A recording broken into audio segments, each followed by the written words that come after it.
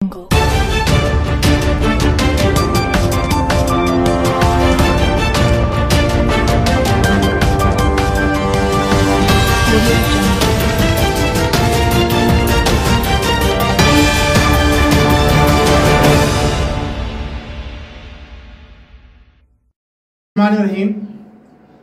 वालेकुम वरहमतुल्लाहि वबरकातुहू।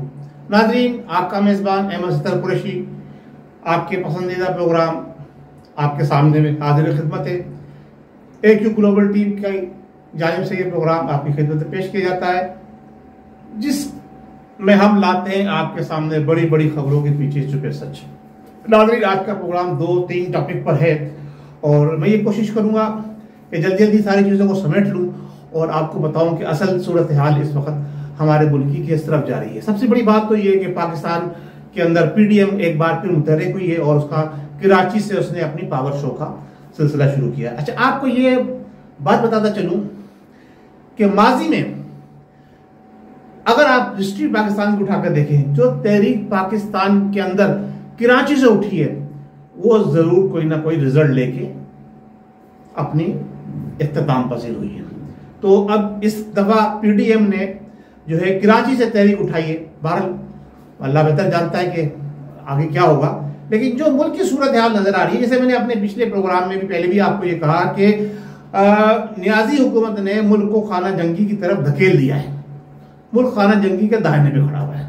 East India company, आपको याद होगा बरसगीर पाक हिंद के अंदर ईस्ट इंडिया कंपनी जनाब वाली छोटी सी बनी थी। उसके बाद अंग्रेजों ने पूरे बरसगीर पर कब्जा कर लिया और मुसलमानों की 900 साल हुकूमत जो है ना वो अटम शटम खत्म हो गई।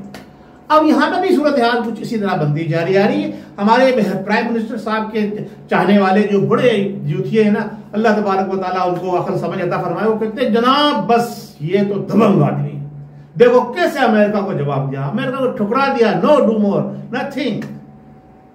अब आप ये बताइए, इधर अफगानिस्तान के अंदर मामला बिगड़े, इन्होंने जनाब अली हजारों की तादाद में 3000 तो कराची भेज रहे हैं होटलों में ठहरने के लिए अमेरिकी फौजी।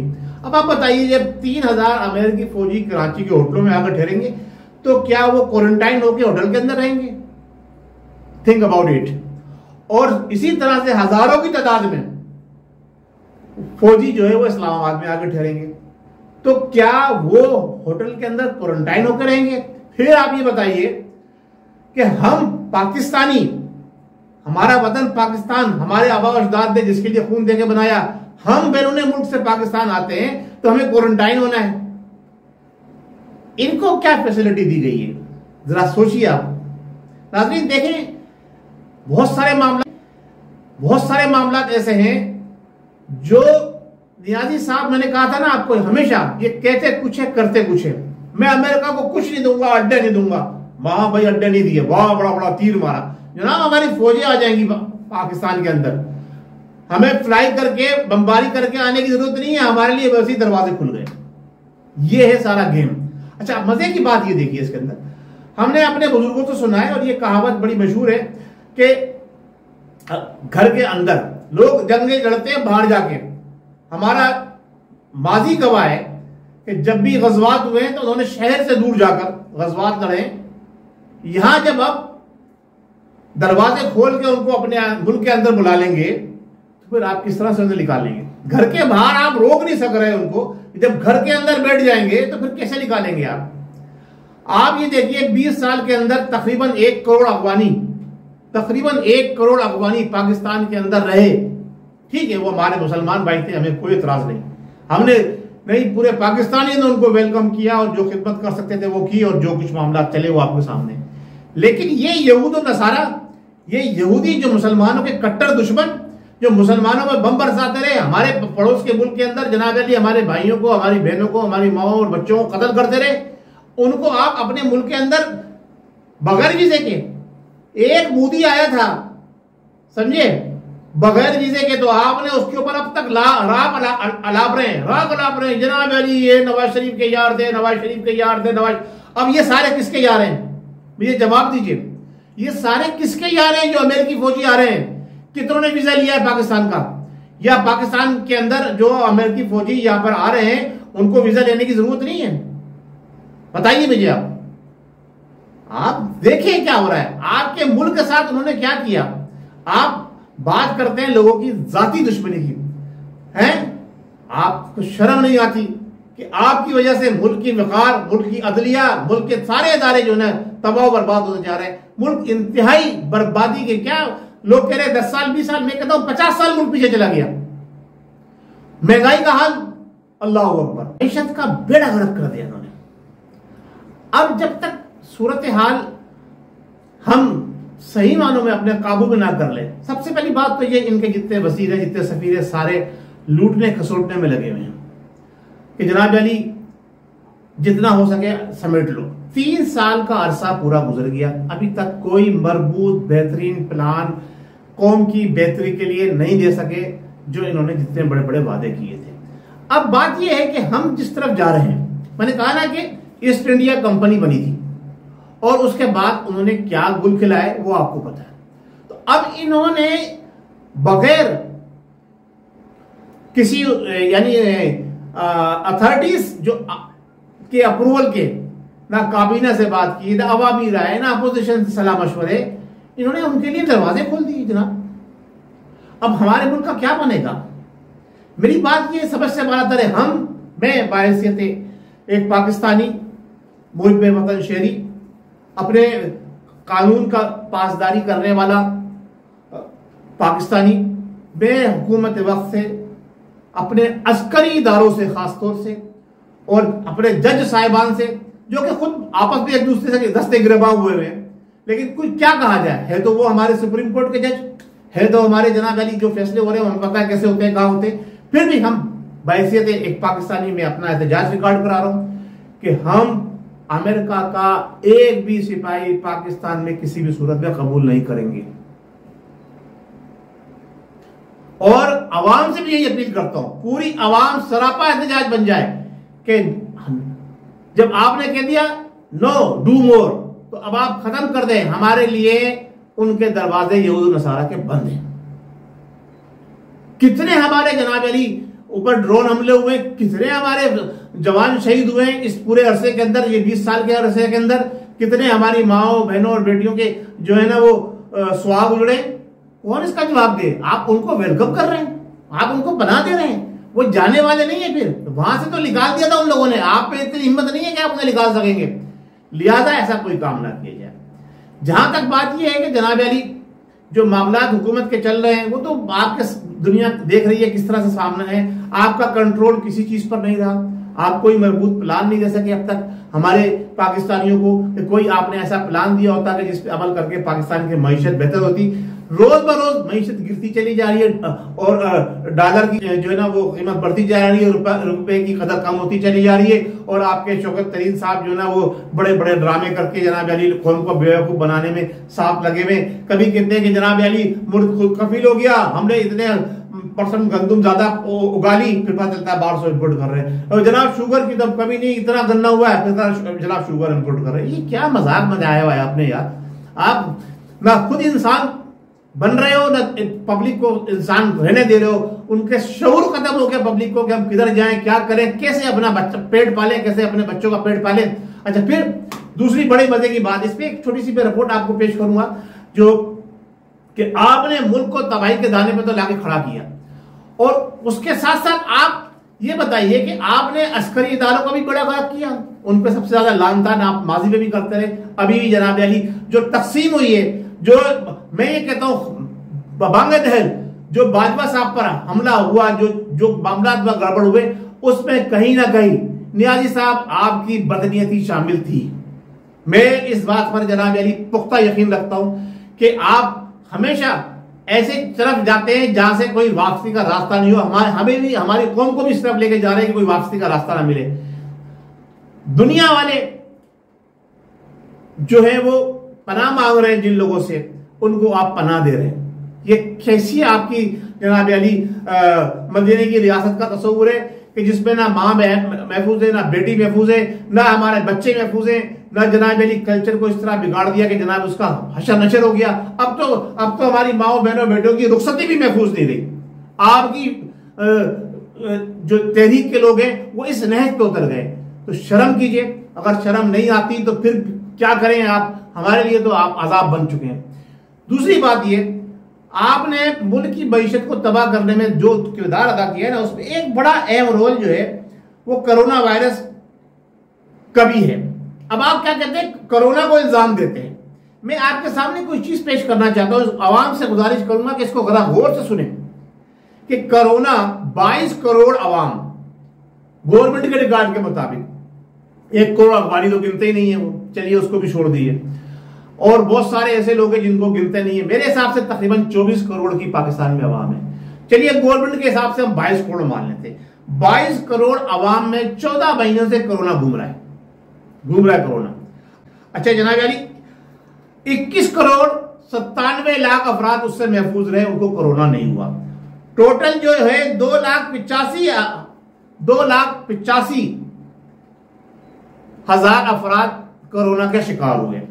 उस 2,85,000 में से जो कोरोना से अमवात हुई है, ये आपका गवर्नमेंट का डेटा है, पाकिस्तानी इदारों का डेटा है जो मुझे मिला है, तो उस पर मैं आपके सामने, अवाम के सामने पेश कर रहा हूं। 15,000 अमवात हुई है। कितनी? 15,000 जाने गई हैं। अब आप ये बताइए, 15,000 जाने 14 महीने में कोरोना से गवर्नमेंट के इदारों ने बना दी। मैं ये कहूंगा बना दी, हुई नहीं है, उससे बना दी। क्योंकि इस कोरोना की वजह से 14 महीनों के दौरान जो लोग इंतकाल करके गए हैं, वो उन्होंने ज्यादातर कोरोना के खाते में डाले। चलो भाई कोरोना में, खांसी है कोरोना में, नजला है कोरोना में, हार्ट अटैक हुआ कोरोना में, जो भी हुआ, जो मिल गया कोरोना में डाल दिया। जबकि इसके अलावा इस 14 महीनों के दौरान जो मेरे पास डेटा आया है, वो तकरीबन पूरे पाकिस्तान में लाखों की तादाद में तकरीबन सालाना जो अमवात होती है ना, वो 12 से 14 लाख होती हैं। तो वो तो 14 लाख या 12 लाख अफराद जो इंतकाल कर गए, वो किन किन बीमारियों में मुब्तला थे, वो भी मैं आपको बता देता हूं। 15,000 लोग जो मुल्क में इंतकाल किया, उनको कोरोना में डाला इन्होंने, जिसमें औसतन तादाद जो थी मरने वालों की वो 60+ थी। उनकी उम्र की तादाद वो जो थी ना, वो 60+ थी। जबकि पाकिस्तान में औसत एवरेज जो एज है वो 58 साल है।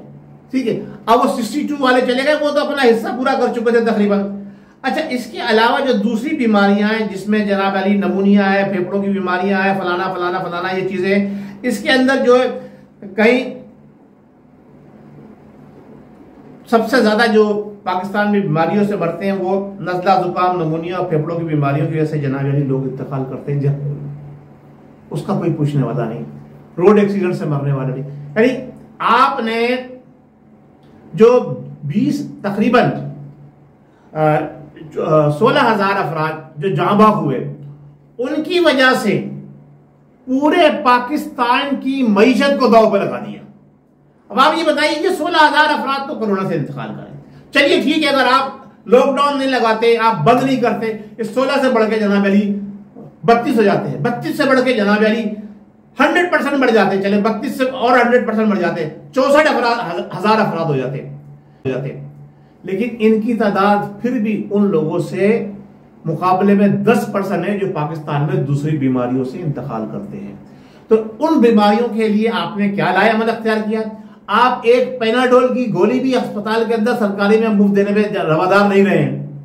पहले तो फिर भी काफी दवाइयां जनाब गवर्नमेंट दे दिया करती थी पिछली हुकूमतों के अंदर, आपने तो वो भी छीन ली आवाम से है। और कोरोना वायरस की वैक्सीन के लिए दुनिया भी आपको पैसे दे रही है, आप भी जनाब अली अपने तमाम तर जितने भी वसाइल है उसको इस्तेमाल कर रहे हैं।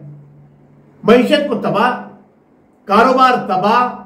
अच्छा, उसके साथ बढ़कर सबसे अहम चीज जो है तालीम तबाह, तालीम को बर्बाद कर दिया। ये कच्चे जहनों के अंदर 2 साल से क्या पकड़ा है? ओ कोरोना कोरोना कोरोना। भाई आपने जो टेंशन पहले दी हुई थी महंगाई की वजह से, उससे बड़ी टेंशन आपने ये दे दी। पहले महंगाई की वजह से टेंशन थी तो वो बड़े लोगों को थी, बुजुर्गों को थी, घर के कफीलों को थी जो घर का कारोबार चलाते थे। लेकिन आपने तो नौजवान नस्ल को कौन टेंशन दे दी जनाब? जब नस्ल को आप ज़हनी तौर पर अपाज कर देंगे, स्कूल के तालिब इल्म तैयारी कर रहे हैं, पर्चे हो रहे नहीं हो रहे जनाब, कॉलेज की तालीम तैयारी कर रहे, पर्चा हो गया, डेट अनाउंस हो गई, नहीं हुआ जनाब, कैंसिल हो गया। यूनिवर्सिटी वाले, उनके साथ भी ये शुरू, यानी प्राइमरी स्कूल से जाने वाला यूनिवर्सिटी तक जाने वाले जितने भी लोग हैं, जो हमारे मुल्क का 40% है, 40% से भी ज्यादा है, उनको आपने ज़हनी तौर पर मफलूज कर दिया। यानी इस हुकूमत का सबसे बड़ा ड्रॉबैक जो है वो ये है कि आपने नौजवान नस्ल के जहन को परागंदा कर दिया।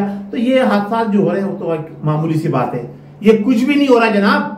आप जो बात कर रहे हैं, अगर जिस नहज पे आप कौम को लेके जा रहे हैं, ये शुक्र करें रब्बे कायनात का कि हम फिर भी मुसलमान हैं, हमारे यहां फिर भी बचत है, हम अपनी माओ बहनों और बेटियों की इज्जत करते हैं। बैरूनी दुनिया में जाके मिस्टर क्या नाम है, इमरान न्याजी साहब, बैरूनी दुनिया में जाके देखें, जिनके कल्चर को आप बड़ा फकरी अंदाज से पेश करते हैं, वहां पे हर घंटे के अंदर हजारों हमारी माओ बहनों की तरह से जो उनकी ख्वातीन है ना, उनकी इज्जतें लूटती हैं हजारों घंटे भर के अंदर, और लाखों बच्चे सालाना जो है नाजायज पैदा होते हैं। आप बात करते हैं मदीने की रियासत की, और जो है ना मिसालें वहां की पेश करते हैं। खुदारा हम हाथ जोड़ते हैं आपसे, हमारी जान छोड़ दीजिए। जैसे बार बार सिंध का वज़ीर आला हाथ जोड़ते हैं ना वाम के सामने, बार बार हाथ जोड़ के, और बेड़ा गर्क कर दिया सिंध का पीपल्स पार्टी ने, और बकिया सूबों का बेड़ा गर्क किया आपकी हुकूमत ने। लिहाजा अब वो वक्त आ गया है कि आप हमारे जान छोड़ दीजिए। एक बार फिर मैं दोबारा लौट के आता हूं कि कोरोना ने नहीं, आपकी गलत हिकमत अमली ने पाकिस्तान की मईशत को डुबोया है। अब पाकिस्तान की सरहदों को आप तोड़कर यहूद और नसारा के लोगों को मुल्क में दाखिल कर रहे हैं बगैर वीजे के। इससे बड़ा घिनौना जुर्म इससे पहले किसी सरकार ने नहीं किया, किसी डिक्टेटर ने नहीं किया जितने आप कर चुके हैं। आपको तो सरेआम हवाई जहाज में लटकाकर पूरे मुल्क में घुमाया जाए और पब्लिक को दिखाया जाए कि ये वो गद्दार वतन है जिसने मदीने की रियासत का तस्वुर दिया, जिसने हक और इंसाफ की बात की, जिसने पाकिस्तान को जनाब अली ग्रीन लाइन में खड़ा करके पाकिस्तान के पासपोर्ट को इज्जत देने की बात की। इसने आज यहूद नसारा के लिए पाकिस्तान के दरवाजे खोल दिए। अल्लाह तबारक व तआला पाकिस्तान को हामी नासिर हो। मैं इजाजत चाहता हूं और आपकी फीडबैक का इंतजार रहेगा। बहुत शुक्रिया। अस्सलाम वालेकुम। पाकिस्तान जिंदाबाद।